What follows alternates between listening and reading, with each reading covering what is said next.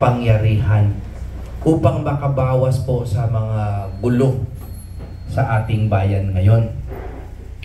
Yung mga OFW po, umiiyak po sa amin araw-araw. And this is not an ad misericordia plea or appeal to the emotions. Totoo pong kwento ito. Wala na pong matakbuhan ang mga OFW. Alam ko po, pantay-pantay ang boto ng OFW or ng nandito na resident Pilipino, pareho yan. Pero, may pagkakaiba po ng konti. Dahil ang OFW po, sobra pong directly affected dito sa mga COMELEC policies po na ginagawa natin. Bakit po? Alam nyo po, wala pong OFW na hindi breadwinner. Lahat po ng OFW, breadwinner, 99% niya. Pag gumugulo sa Pilipinas, bumibigat ang padala nila sa Pilipinas ng mga remittance.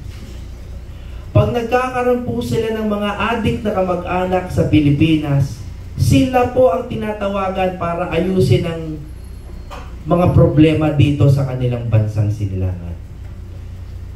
We keep calling the OFWs mga bayani. No? Pero hindi naman natin sila dinidinig. As my final plea po sa COMELEC, pangalagaan nyo naman po itong hinaing na ito, this particular request ng mga OFW. Gusto lang nila, nakapalit lang nung pagkakabayani nila, yung pagkalayo nila sa mga pamilya nila, marinig lang tong isang boto nila.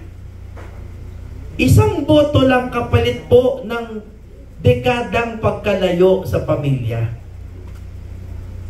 Parang awa po sana ng mga kinauukulan sa COMELEC, with all due respect po. Ginamit po kaming trompa ng mga OFW para lang po marinig ninyo ang kanilang panawagan. Ibalik po natin kahit ngayon lang sa manual voting and counting as prescribed by law naman po. Para lang po yung kaisa-isa na lang boto man lang kapalit ng dekada ng pagkakabayani ay marinig po sila.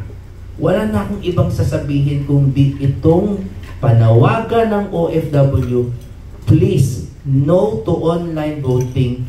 Let's go back to manual voting for now. Maraming salamat.